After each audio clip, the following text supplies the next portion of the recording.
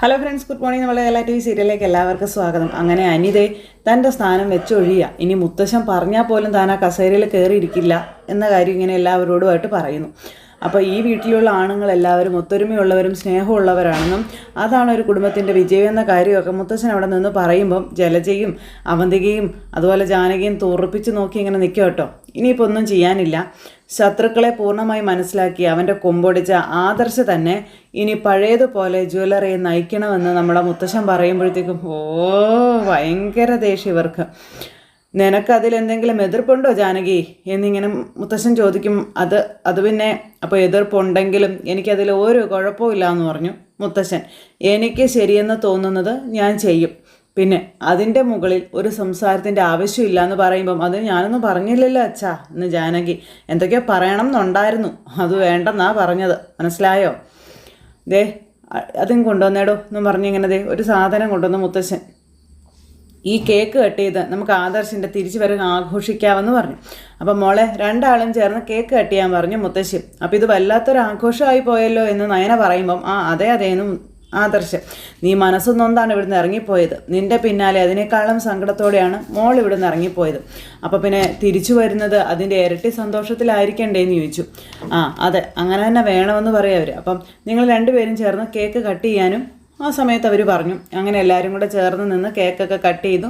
ആദർശം നയനയും പരസ്പരം കൊടുക്കുന്നു. പിന്നെ ബാക്കിയുള്ളവർക്ക് കൊടുക്കുമ്പോഴത്തേക്കും അവന്തികയും ജലജയും ജാനകിയും അത് തൊടുന്നില്ല. അനി MD ആയതുകൊണ്ടാണ് അവനുമായിട്ടുള്ള നിശ്ചയം തിടുക്കപ്പെട്ട് നടത്താനായിട്ട് തീരുമാനിച്ചത്. ഇതറിയുമ്പോൾ അച്ഛന് നല്ല വിഷമാവുമല്ലോ. എന്തൊരു കാലക്കേടാ ഇത് എന്നും പറഞ്ഞുകൊണ്ട് അവന്തിക ഇങ്ങനെ ചിന്തിച്ചിങ്ങനെ നിൽക്കുക. എല്ലാം പോയല്ലോ എന്നും പറഞ്ഞു.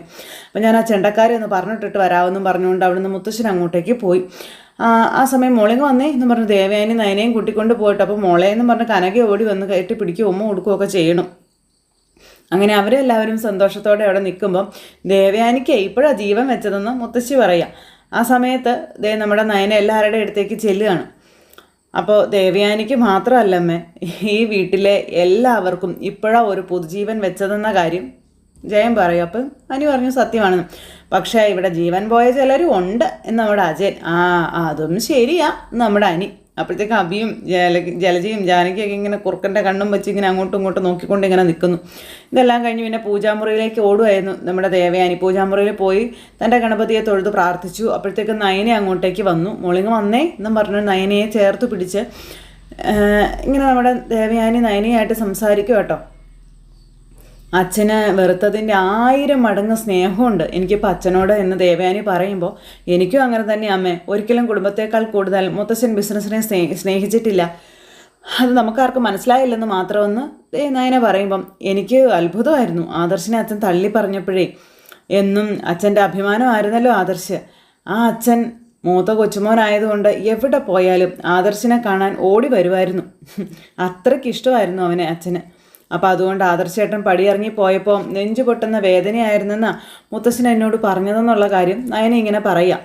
അതിനുശേഷം ഞാനും കൂടെ പോയി കഴിഞ്ഞപ്പോൾ മുത്തശ്ശൻ കൂടുതൽ വേദനിച്ചെങ്കിലും ആദർശേട്ടൻ്റെ അടുത്ത് ഞാൻ എത്തിയല്ലോ എന്നുള്ളൊരു ചെറിയ ആശ്വാസം മുത്തശ്ശനുണ്ടായിരുന്നു എന്ന് പറഞ്ഞു നയന.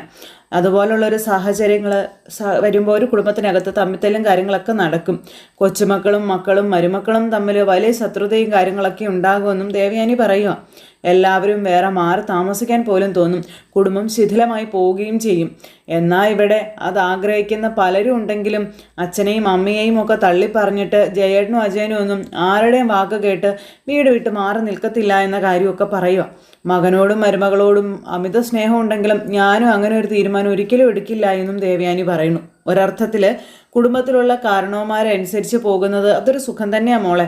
അതുകൊണ്ട് ജീവിതത്തിലെ ഉയർച്ചയല്ലാതെ നമുക്കൊരു തിരിച്ചടിയൊന്നും ഉണ്ടാകാൻ പോണില്ല എന്നും പറഞ്ഞു. അപ്പോൾ മുത്തശ്ശൻ്റെ മനസ്സ് ആദ്യം അറിഞ്ഞത് ഞാനാ. എന്നോട് മുത്തശ്ശൻ സത്യങ്ങളൊക്കെ പറഞ്ഞു കഴിഞ്ഞപ്പം വല്ലാത്തൊരാശ്വാസമായിരുന്നു എനിക്കെന്ന് നയന പറഞ്ഞു. അപ്പോൾ അത് കേട്ട് കഴിഞ്ഞപ്പോൾ ഇനി അവന്തികയും അനിയും ഒന്നിച്ചു കഴിഞ്ഞാൽ അവർ തമ്മിൽ അടിയും വഴക്കും ഒന്നുമില്ലാതെ നിങ്ങളെപ്പോലെ ഒരുമിച്ച് പോയാൽ മതിയായിരുന്നു എന്ന് ദേവയാനി പറഞ്ഞു. എന്തായാലും അഭിയും നവിയൊന്നും ഇനി ഒരിക്കലും നന്നാകാൻ പോകുന്നില്ല എന്ന് പറയുമ്പം നവീച്ച് നന്നാവും അമ്മേ. അഭിയെക്കുറിച്ച് നമ്മളൊക്കെ പറഞ്ഞ സത്യമാണെന്ന് എന്നെങ്കിലും ഒരു ദിവസം ചേച്ചിക്ക് മനസ്സിലാകുമെന്ന് നയന പറയുക. അന്ന് ചേച്ചി നമുക്കൊപ്പം തന്നെ നിൽക്കും. അതിന് ഇനി അധികം താമസമൊന്നും ഉണ്ടാവില്ല എന്ന് നയന ഇങ്ങനെ ദേവയാനിയോട് പറയണം. അങ്ങനെ ഇവർ സംസാരിച്ചിട്ട് നയനി അങ്ങ് പോയി. ദേവേനെ നല്ല പ്രതീക്ഷയോടെ നിൽക്കുക. പിന്നെ കലി കയറി ജാനകി അവിടെ അങ്ങനെ ഇരിക്കുവാണ്. അപ്പോഴാണ് അജയൻ അതുവഴി വരുന്നത്. അപ്പോൾ ജാനകി ഇവിടെ നിൽക്കുന്നു. ഇവിടെ എന്താ അജയേട്ടാ എന്ന് പറഞ്ഞ് വിളിച്ചു. അജയൻ അങ്ങോട്ടേക്ക് വന്നു. എന്താ ജാനകി, ഇവിടെ ഓരോരുത്തരുടെ സന്തോഷം കണ്ടിട്ട് എനിക്ക് സഹിക്കാൻ പറ്റുന്നില്ല എന്ന് ജാനകി അജയനോട് പറയുക. നമ്മുടെ മോൻ്റെ MD സ്ഥാനമാണ് പോയത് എന്ന് പറയുമ്പം, എടി അതിലേറ്റവും കൂടുതൽ സന്തോഷിക്കുന്നത് നമ്മുടെ മോനാണെന്ന് അജയൻ അന്നേരം ജാനകിയോട് പറഞ്ഞു. എന്ന് വെച്ചാൽ ഈ എടുത്താൽ പൊങ്ങാത്ത ഭാരമാണ് അവൻ്റെ തലയിൽ നമ്മൾ എടുത്തു വെച്ച് കൊടുത്തിരുന്നത്. അതൊക്കെ അച്ഛൻ മനഃപൂർവ്വം തന്നെ ചെയ്തതാണെന്ന് അജയൻ പറയുവാണ്. ആദർശ് എല്ലാ അർത്ഥത്തിലും വിജയിച്ചു വരുന്നത് കാണാൻ വേണ്ടിയിട്ട്. പിന്നെ അച്ഛൻ പറഞ്ഞതൊക്കെ നീ കേട്ടതല്ലേ, അച്ഛനും കൊള്ളാം, മക്കളും കൊള്ളാം, കൊച്ചുമക്കളും കൊള്ളാമെന്ന് പറഞ്ഞ് ജാനകി നിൽക്കുമ്പം, അല്ല നിനക്കിപ്പോൾ എന്നാ കുഴപ്പം? എനിക്കൊരു കുഴപ്പമില്ല. ഏതൊരമ്മമാരും സ്വന്തം മക്കളുടെ ഉയർച്ചയെ ആഗ്രഹിക്കൂ എന്ന് പറയുമ്പോൾ, എന്നിട്ട് നമ്മുടെ മോനെ MD ആക്കിയപ്പോൾ ഏട്ടനും ഏട്ടത്തിക്കും ഈ വേദനയൊന്നും ഇല്ലായിരുന്നല്ലോ. ആദർശിൻ്റെ സ്ഥാനത്ത് അനി വന്നപ്പോൾ അവർക്കൊന്നും ഈ വിഷമം ഉണ്ടായിരുന്നില്ലല്ലോ. ആ കസേരയിലേക്ക് പുറത്തുനിന്ന് ഒരാൾ വന്നില്ലല്ലോ എന്നുള്ളൊരു ആശ്വാസമായിരുന്നു ആ സമയത്ത് ഏട്ടനും ഏട്ടത്തിക്കും ഉണ്ടായിരുന്നത്. അതൊക്കെ അവർ പറയുന്നതല്ലേ, അവരുടെ മനസ്സിൽ എന്താണെന്ന് ആ ചേട്ടൻ തുറന്നു നോക്കിയായിരുന്നു എന്ന് ജാനകി ചോദിക്കുമ്പം, ആൾക്കാരെ മനസ്സിലാക്കാനേ അങ്ങനെ മനസ്സ് തുറന്നു നോക്കേണ്ട കാര്യമൊന്നുമില്ല. അതിനെ തലയ്ക്കകത്തേ കുറച്ച് വെളിവുണ്ടായാൽ മാത്രം മതിയെന്ന് അജയൻ പറഞ്ഞു. എന്തൊക്കെ പറഞ്ഞാലും അനി MD ആയതിനു ശേഷം കമ്പനിക്കുണ്ടായ ഉയർച്ച അത് ചെറുതല്ല. അതിൻ്റെ പിന്നിൽ പ്രവർത്തിച്ചത് ആദർശം നയനയുമാണെന്ന് നിന്നെ എഴുതി പഠിപ്പിക്കണോടി, എന്നാലേ നിനക്ക് മനസ്സിലാകത്തുള്ളൂടി എന്ന് ചോദിച്ചാൽ അജയൻ ചൂടായപ്പോഴത്തേക്കും ജാനകി തുള്ളി പറഞ്ഞങ്ങ് പോയി. പിടിച്ചങ്ങ് വലിച്ചങ്ങ് നിർത്തിയിട്ട്, അതെ അർഹതയില്ലാത്തവർക്കുള്ള കുഴപ്പമായത്. നീ ഒരു സാധാരണ കുടുംബത്തിലെ പെൺകുട്ടിയാണെന്ന് ഞാൻ ഇതുവരെ പറഞ്ഞിട്ടില്ല. ആ രീതിയിൽ നിന്നെ ഇന്ന് വരെ ഞാൻ കണ്ടിട്ടുമില്ല. ഏട്ടത്തിയായിട്ട് കമ്പയർ ചെയ്യുമ്പോഴേ നിന്റെ കുടുംബം വളരെ വളരെ താഴെയാണെന്ന് അജയൻ പറയുക. അങ്ങനെയുള്ള ഒരു കുടുംബത്തിൽ നിന്ന് ഞാൻ കെട്ടണമെന്ന് അച്ഛനും അമ്മയും പറഞ്ഞതേ നമ്മുടെ നാളുകൾ തമ്മിൽ പൊരുത്തമുള്ളത് കൊണ്ടാണെന്ന് അജയൻ പറയണു. പിന്നെ നിന്റെ വീട്ടിൽ വന്നപ്പോൾ നിന്റെ വീട്ടുകാരൊക്കെ ഇഷ്ടപ്പെടുകയും ചെയ്തു. അതുകൊണ്ടാണ് നീ എൻ്റെ ഭാര്യയായത്. അല്ലെങ്കിലേ നീ ഏതെങ്കിലും ഒരു സാധാരണ കുടുംബത്തിലേക്ക് പോയേന്നേന്നും അപ്പം പിന്നെ മൂർത്തി ജ്വല്ലറിയും കാണത്തില്ലായിരുന്നു, മക്കൾക്ക് MD പട്ടവും കിട്ടത്തില്ലായിരുന്നു എന്ന് അജയൻ. ജാനകിക്കൊന്നും മിണ്ടാനില്ല. അതൊക്കെ ഇടയ്ക്കൊന്ന് ആലോചിക്കുന്നത് നന്നായിരിക്കുമെന്നും പറഞ്ഞ് അജയൻ അവിടെ നിന്ന് പോയപ്പോൾ ജാനകി ഭയങ്കര കലി കയറി നിൽക്കുക. പോയ അജയൻ തിരിച്ചു വന്നിട്ട്, ദേ അനി MD ആയ സമയം മുതലേ നിനക്ക് അഹങ്കാരം കുറച്ച് കൂടി. ബന്ധുക്കളെയും കൂട്ടുകാരെയൊക്കെ വിളിയായിരുന്നല്ലോ, അറിഞ്ഞോ? എൻ്റെ മോൻ അനി MD ആയെന്നും പറഞ്ഞു. അനിയും ആദർശും ഏട്ടനും ഏട്ടത്തിക്കും രണ്ടല്ല ഒന്നാണ്. അതുപോലെ തന്നെയാണ് എനിക്കും. അങ്ങനെ കണ്ട് ജീവിച്ചാൽ നിനക്ക് കൊള്ളാവെന്നും പറഞ്ഞ് അജയൻ. അതൊക്കെ കേട്ട് കഴിഞ്ഞപ്പോൾ ജാനകിക്ക് സഹിക്കുമോ എന്നും പറഞ്ഞുകൊണ്ട് ഇങ്ങനെ ജാനകി നിൽക്കുവാണ്. ഭയങ്കര കലിപ്പിൽ കൈ ഉരുട്ടി ഇങ്ങനെ അവിടെ നിൽക്കുവാണ്. ഇത് കഴിഞ്ഞതിന് ശേഷം പിന്നെ കാണിക്കുന്ന അവന്തിക കേട്ടോ. അവന്തിക സങ്കടപ്പെട്ട് ഇങ്ങനെ അവിടെ നിൽക്കുമ്പോഴത്തേക്കും അഭി അങ്ങോട്ടേക്ക് വന്നു. അഭി വന്നിട്ട് അനീത്തിയെ സമാധാനിപ്പിക്കാൻ നോക്കാം. എല്ലാം പോയല്ലോ മോളെ എന്നും പറഞ്ഞ്. അത് കേട്ടപ്പം അതെ, അനിയേട്ടൻ്റെ MD സ്ഥാനം ആദർശേട്ടൻ ഏറ്റെടുത്തു എന്നറിയുമ്പോൾ നമ്മളെക്കാളും ഷോക്കാകാൻ പോകുന്നത് അച്ഛനായിരിക്കുമെന്ന് പറഞ്ഞു. എന്ന് വെച്ച് നീ അനിയെ വിട്ടൊന്നും കളഞ്ഞേക്കരുത് കേട്ടോ എന്ന് അഭി പറയുക. കമ്പനിയുടെ പകുതി അവൻ്റെ മേൽനോട്ടത്തിൽ തന്നെയാണെന്ന് പറയുമ്പം ഞാൻ വിട്ടുകളയാനൊന്നും പോകുന്നില്ല എന്ന് അവന്തിക. പക്ഷേ മൊത്തത്തിലൊരു നിരാശയായിപ്പോയെന്നും അച്ഛൻ്റെ തോൽവി, ആദർശിൻ്റെയും നയനയുടെയും തിരിച്ചുവരവ്, അതൊന്നും എനിക്ക് അങ്ങോട്ട് ദഹിക്കുന്നില്ല കേട്ടോ എന്ന് അവന്തിക പറഞ്ഞപ്പോൾ അതിനിടയ്ക്കാണ് അച്ഛനും ഞാനും തമ്മിൽ കാണുന്നുണ്ടോ എന്നറിയാൻ വേണ്ടിയിട്ട് അമ്മ പരക്കം പാഞ്ഞ് നടക്കുന്നത്. നമ്മുടെ അച്ഛന് നമ്മളോട് സ്നേഹമാണെന്നും പിന്നെ നമ്മളെ തേടിയാണ് അച്ഛൻ ഈ നാട്ടിലെത്തിയതെന്നൊക്കെ അവന്തിക അഭിയോട് പറയുക. അതുമാത്രമാണോ, AN ജ്വല്ലറി നമ്മുടെ പേരിലല്ലേ തുടങ്ങിയിരിക്കുന്നതെന്നൊക്കെ അഭി ചോദിക്കുന്നു. നമ്മുടെ പേരിൻ്റെ ആദ്യാക്ഷരമാണ് A. അത്രത്തോളം ഒന്നും അമ്മ ചിന്തിച്ച് കാണില്ല എന്നൊക്കെ പറയുമ്പം ഇനി ചിന്തിക്കാനുള്ള അവസരവും കൊടുക്കണ്ട, അമ്മയ്ക്കൊപ്പം നിന്നിട്ട് നമുക്ക് ഒരു മെച്ചം ഉണ്ടാകാൻ പോകുന്നില്ല എന്ന് അഭി പറയുമ്പം ഒരു കാരണവശാലും അച്ഛനുമായിട്ട് നമുക്ക് അടുപ്പമുണ്ടെന്ന് അമ്മ അറിയരുത് എന്ന് അവന്തിക പറയുമ്പോൾ എനിക്ക് അടുപ്പമുണ്ടെന്ന് ഇവിടെ പലർക്കും അറിയാം. അത് അമ്മയോട് പറഞ്ഞിട്ടില്ലെന്നാണ് എനിക്ക് തോന്നണത്. പക്ഷേ അമ്മ മാത്രമല്ല, ഈ വീട്ടിലുള്ള ആരും അറിയരുത് നീയും അച്ഛനും തമ്മിൽ ബന്ധമുള്ള വിവരം. മനസ്സിലായോ? അങ്ങനെ അറിഞ്ഞാലേ അനിയമായിട്ടുള്ള നിന്റെ നിശ്ചയങ്ങ് മുടങ്ങും. പിന്നെ ഈ വീടിനകത്ത് പോലും നമുക്ക് നിലനിൽപ്പുണ്ടാവില്ല എന്നും അഭി. അതെപ്പോഴും നിനക്ക് ഓർമ്മ വേണം. ഞാൻ ഏതായാലും ഇനി അച്ഛനെ അധികം കാണാനൊന്നും പോകുന്നില്ല എന്ന് അവന്തികയുടെ വക ഡയലോഗ്. എൻ്റെ നിശ്ചയത്തിനും വിവാഹത്തിനും ഒക്കെ അച്ഛനില്ലാത്തതിൻ്റെ ഒരു വേദനയൊക്കെ എനിക്കുണ്ട്, എന്നാലും സാരമില്ല എന്നും പറഞ്ഞ് ചേട്ടനോട് പറയുക. ഒരുപാട് നഷ്ടങ്ങൾ ഒഴിവാക്കാനേ തൽക്കാലം അത് സഹിച്ചല്ലേ പറ്റുള്ളൂ എന്നൊക്കെ പറയുമ്പം എനിക്കെന്തായാലും അച്ഛനെ ഒന്ന് കാണണം. അച്ഛനാണ് AN ജ്വല്ലറിയുടെ ഓണറെന്ന് തിരിച്ചറിഞ്ഞതോടെ ഇനിയിപ്പോൾ അച്ഛൻ്റെ പിന്നാലെ ഇവിടെയുള്ളവരൊന്നും ചുറ്റിക്കറങ്ങില്ല എന്ന കാര്യം പറയാം. ഞാനെന്തായാലും അച്ഛനെ ഒന്ന് കണ്ടിട്ട് വരാമെന്നും പറഞ്ഞ് അഭി അവിടെ നിന്ന് പോണു. അങ്ങനെ ആരും കാണില്ലെന്നുള്ള പ്രതീക്ഷയോടുകൂടി അഭി ചെല്ലുക. ചെന്ന് അച്ഛനോട് വിവരങ്ങൾ പറഞ്ഞു. അപ്പം ഞാൻ പറഞ്ഞില്ലേ, അനന്തപുരിയിലെ കാരണവർ മനസ്സിൽ കാണുന്നത് ആർക്കും പ്രവചിക്കാൻ പറ്റുന്ന ഒന്നല്ല എന്നുള്ളത്. അയാൾ മൂത്ത കൊച്ചുമോനെ എടുത്ത് നടത്തിയ ഒരു പരീക്ഷണം മാത്രമായിരുന്നു ഇതൊക്കെ. അതൊക്കെ അയാൾ പറഞ്ഞു കഴിഞ്ഞു. ആ പരീക്ഷണത്തിൽ അയാൾ വിജയിക്കുകയും ചെയ്തില്ലേ. അപ്പം തോറ്റുപോയത് നമ്മളാണല്ലേ എന്ന് നാഗേന്ദ്രൻ ചോദിക്കുമ്പം എന്നും പറഞ്ഞ് നിൽക്കുക. അഭിക്ക് ഭയങ്കര നിരാശ. ആ സമയം നീ വിഷമിക്കണ്ടടാ മോനെ, നഷ്ടപ്പെട്ടതൊക്കെ നമ്മൾ തിരിച്ചു പിടിക്കുവേടാ. ഈ നാട്ടിൽ നിന്ന് ഞാനങ്ങനെ പേടിച്ചോടാനൊന്നും പോകുന്നില്ലെന്ന് നാഗേന്ദ്രൻ. ഏൺ ജ്വല്ലറി, മൂർത്തി ജ്വല്ലറിയുടെ പിന്നിലൊക്കെ ആയെങ്കിലും കോടികളുടെ ആസ്തി ഉണ്ടടാ നമുക്ക്. അതുകൊണ്ട് എനിക്ക് ഭയമൊന്നുമില്ല എന്ന് നാഗേന്ദ്രൻ മകനോട് പറയുമ്പം അല്ലച്ചാ, അതിനിടയ്ക്ക് ഞാനും അച്ഛനും തമ്മിൽ കാണുന്നുണ്ടോയെന്ന് അമ്മയ്ക്ക് നല്ല സംശയമുണ്ടെന്ന് അഭി പറയുമ്പോൾ അച്ഛനാണ് ഏൺ ജ്വല്ലറിയുടെ യഥാർത്ഥ MD എന്ന് അറിഞ്ഞതിന് ശേഷം സമനില തെറ്റിയതുപോലെ ആയിരുന്നു അമ്മ എന്ന കാര്യമൊക്കെ അഭി പറയുക. ശരിക്കും പറഞ്ഞാൽ തറവാട്ടിലുള്ള മറ്റാർക്കും ഇല്ലാത്തൊരു ഭയവും ദേഷ്യവും ഒക്കെ ആയിരുന്നു ആ സമയത്ത് അമ്മ പ്രകടിപ്പിച്ചുകൊണ്ടിരുന്നത്. അങ്ങനെ അവൾ റിയാക്ട് ചെയ്തില്ലെങ്കിലല്ലേടാ അത്ഭുതമുള്ളൂ. നിൻ്റെ അമ്മയെ ഞാൻ അറിഞ്ഞതുപോലെ മറ്റാരും അറിഞ്ഞിട്ടില്ല മോനേന്ന് ആ സമയത്ത് നാഗേന്ദ്രൻ പറയുക. അവൾക്ക് വേണ്ടിയിട്ട് ബലി കൊടുത്തതാണ് എൻ്റെ ജീവിതമെന്നും. അല്ല എങ്ങനെ, അതൊക്കെ പറയേണ്ട സമയത്ത് ഞാൻ പറഞ്ഞോളാം മോനെ എന്നും പറഞ്ഞ്, എന്തായാലും നിങ്ങൾ മക്കളുടെ ശത്രുവായിട്ടല്ല ഞാൻ വന്നത്, നിങ്ങളെ സ്നേഹിക്കാൻ വേണ്ടിയിട്ടാണ് ഞാൻ ഈ നാട്ടിലേക്ക് വന്നതെന്ന കാര്യമൊക്കെ നാഗേന്ദ്രൻ മകനോട് പറയണു. അതോടൊപ്പം എൻ്റെ കവളത്തെ തല്ലിയ മൂർത്തി തല കുമ്പിടുന്ന ഒരു ദിവസവും വരണം, എനിക്കത് കാണണം. അതിനു വേണ്ടിയിട്ടാണ് എൻ്റെ ഈ കാത്തിരിപ്പെന്നൊക്കെ പറഞ്ഞ് നാഗേന്ദ്രൻ ഇങ്ങനെ മകനോട് പകയോടുകൂടി സംസാരിക്കുന്നു. അങ്ങനെ അച്ഛനും മോനും കൂടി വലിയ പ്രതീക്ഷകളോടുകൂടി അവിടെ അങ്ങനെ നിൽക്കുക. ജലജ നാഗേന്ദ്രനോട് കാണിച്ച് എന്തോ വലിയൊരു തെമ്മാടിത്തരമുണ്ട്, അതും അങ്ങനെ ഒരു സസ്പെൻസ് ആയിട്ട് വെച്ചിരിക്കുന്നു. അപ്പോൾ അങ്ങനെ അത് കഴിഞ്ഞ് നമ്മുടെ നയന അവിടെ ഇരിക്കുന്നു. നയനയ്ക്ക് ജ്യൂസുമായിട്ട് ദേവയാനി അങ്ങോട്ടേക്ക് വന്നു. ജ്യൂസ് കൊണ്ടുപോയി കൊടുക്കുക. അപ്പോൾ അത് മേടിച്ച് കുടിച്ചു. അങ്ങനെ ജ്യൂസ് കുടിച്ചുകൊണ്ടിരിക്കുന്ന നമ്മുടെ നയന ഭയങ്കര ഹാപ്പിയാണ്. ഇനിയിപ്പോൾ എൻ്റെ മോൾക്ക് വേണ്ടുന്നതെല്ലാം ഗസ്റ്റ് ഹൗസിലേക്ക് കൊണ്ടുവരേണ്ട ആവശ്യമില്ലല്ലോ, ഇവിടെ വെച്ച് തന്നെ ചോദിച്ച് മനസ്സിലാക്കി എന്താണെന്ന് വെച്ചാൽ ഉണ്ടാക്കി തരാമല്ലോ എന്ന് ദേവയാനി നയനയോട് പറയണം. അങ്ങനെ ഇവരത് സംസാരിച്ചുകൊണ്ട് നിൽക്കുമ്പോഴാണ് 7ാം മാസം ഇതൊക്കെ പറ്റുള്ളൂ, അത് കഴിഞ്ഞാലേ ഇവളുടെ അമ്മ ഒന്ന് വിളിച്ചുകൊണ്ട് പോകുമെന്നതേ ആദർശ് പറയുമ്പം, വിളിച്ചുകൊണ്ട് പോയാലും അവിടെ തന്നെ നിർത്തണമെന്ന് നിർബന്ധമൊന്നും ഇല്ലല്ലോ എന്ന് ദേവയാനി പറയണു. അങ്ങനെ ഒരു വാശി മോളുടെ അച്ഛനും അമ്മയ്ക്കും ഉള്ളതുപോലെ എനിക്ക് തോന്നിയിട്ടുമില്ല കേട്ടോ എന്നും ദേവയാനി പറയുക. എന്നാലും അതല്ലല്ലോ അമ്മ നാട്ടുനടപ്പ്. അപ്പം നാട്ടുനടപ്പൊന്ന് തെറ്റിച്ചെന്ന് കരുതി ആർക്കെങ്കിലും എന്തെങ്കിലും നഷ്ടം വരാനുണ്ടോ എന്ന് ചോദിക്കുമ്പം, എടി നീ കേട്ടല്ലോ, 7ാം മാസം കഴിഞ്ഞാലും നിന്നെ വിടില്ലെന്ന അമ്മ പറഞ്ഞതിൻ്റെ അർത്ഥം മനസ്സിലായോ എന്ന് ചോദിച്ചു. അതിനി വളരെ കുറച്ച് ദിവസം മാത്രമല്ലേ ഉള്ളൂ, അതിന് മുൻപുള്ള ദിവസങ്ങൾ എനിക്ക് നഷ്ടമാവുകയും ചെയ്തില്ലേ, അപ്പോൾ അതിനുള്ള കടമൊക്കെ ഞാൻ വീട്ടിക്കോളാം അമ്മയെന്ന് നയന. അപ്പോൾ ഞങ്ങൾ മടങ്ങി വന്നത് ഇളയമ്മയ്ക്ക് ഇഷ്ടമായിട്ടില്ലല്ലേ എന്ന് ആദർശം നേരം ചോദിക്കുക. അത് കേട്ടപ്പം അതിലുപരി അനി MD സ്ഥാനത്ത് നിന്ന് മാറിയതാണ് അവൾക്ക് ശരിക്കും ഷോക്കായി പോയതെന്ന് ദേവയാനി പറഞ്ഞു. പിന്നെ ഇന്നിവിടെ ഒരു ആഘോഷമൊക്കെ നടക്കാൻ പോകുന്നെന്ന് പറഞ്ഞപ്പോൾ അത് നിങ്ങളെയും കൂട്ടി അച്ഛനും അമ്മയും വരുന്നതിൻ്റെ ആഘോഷമാണെന്ന് ഇവിടെ ആരും കരുതിയില്ല എന്ന കാര്യം ദേവയാനി പറയുമ്പം എനിക്കങ്ങനെ MD സ്ഥാനത്ത് തുടരണമെന്നുള്ള ആഗ്രഹങ്ങളും കാര്യങ്ങളൊന്നും ഇല്ല അമ്മേ. അതിനേക്കാളും ആഗ്രഹമില്ല എനിക്ക്, അവിടെയാണ് പ്രശ്നം എന്ന നേരം ദേവയാനി പറയുക.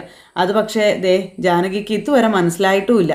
നീ മാറിയപ്പോഴേ അനി നിൻ്റെ സ്ഥാനത്ത് വന്നപ്പോൾ ഞാൻ ഒട്ടും വിഷമിച്ചില്ല എന്ന് ദേവയാനി പറയുക. അച്ഛനാണെങ്കിലോ പുറത്തുനിന്ന് ആരെങ്കിലും കൊണ്ടുവരുമോ എന്നുള്ളതായിരുന്നു എൻ്റെ ഒരു പേടി. അത് ഒഴിവായിപ്പോയതിൽ സത്യം പറഞ്ഞാൽ വലിയ ആശ്വാസം തന്നെയായിരുന്നു എനിക്കും നിൻ്റെ അച്ഛനും ഒക്കെ ഉണ്ടായിരുന്നത്. പക്ഷേ ഞങ്ങളുടെ ആരുടെയും മനസ്സ് ജാനകിക്ക് വായിച്ചെടുക്കാനായിട്ട് പറ്റുന്നില്ല. പിന്നെ എന്ത് ചെയ്യാൻ പറ്റുമെന്ന് ദേവയാനി ചോദിക്കണു. ഇത് കേട്ടപ്പോൾ അതെ മോൾക്ക് എന്താ പ്രത്യേകിച്ച് കഴിക്കാൻ വേണ്ടതെന്ന് ചോദിച്ചു. അപ്പോൾ ഇപ്പോൾ വേറെ ഒന്നും വേണ്ടമ്മേന്ന് നയന.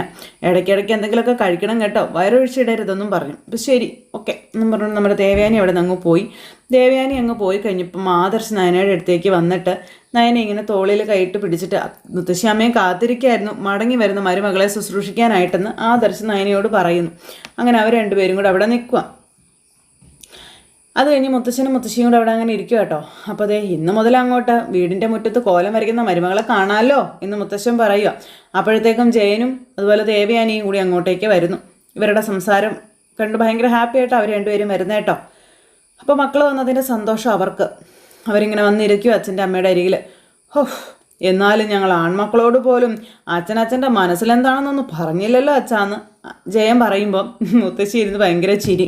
എന്തിനാ ഞാനത് പറയുന്നത്, എല്ലാം നേരിട്ട് അറിയുന്നതല്ലേ നല്ലതെന്ന് മുത്തശ്ശൻ ചോദിക്കാം.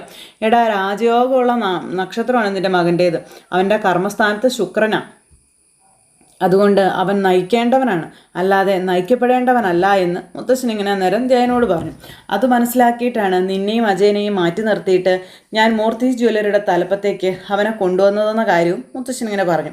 അപ്പം സത്യം പറഞ്ഞാൽ ഇതുവരെ അനുഭവിച്ച ശ്വാസമുട്ടൽ ഇപ്പോഴാണ് മാറിയത് തന്നെയെന്ന് ദേവയാനി പറയുമ്പം ഞാനും അത് പറഞ്ഞുകൊണ്ടിരിക്കുകയായിരുന്നു. ഇപ്പം വീട്ടിനകത്ത് വെളിച്ചം വന്നു എന്നുള്ളത്.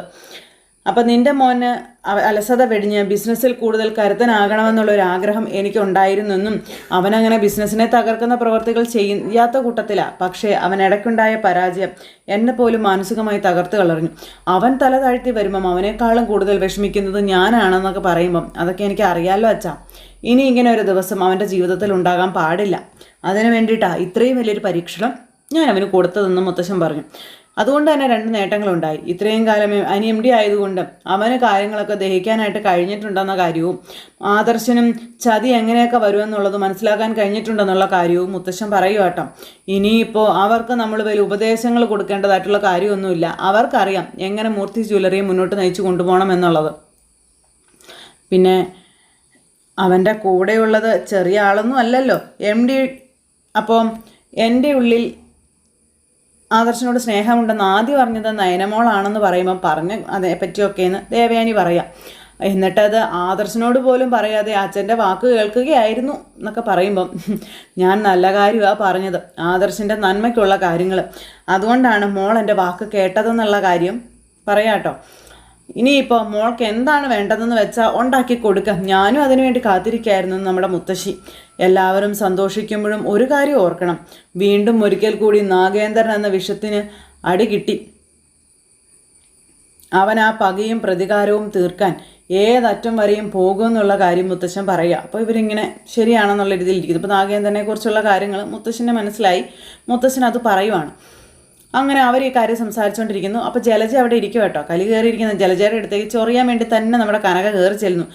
അപ്പം ജലജയെ എന്നും പറഞ്ഞങ്ങ് ചെന്നു. നീ എന്തെവിടെ മുഖം വീർപ്പിച്ചിരിക്കുന്നത്, അവർ വന്നതിൽ നിനക്ക് ഇഷ്ടക്കേടുണ്ടല്ലേ എന്ന് ചോദിച്ച് കനക. അപ്പോൾ അവർ വന്നതിൽ എനിക്ക് ഒരു ഇഷ്ടക്കേടും ഇല്ലെന്ന് ജലജ എന്നും പറഞ്ഞ് കനക.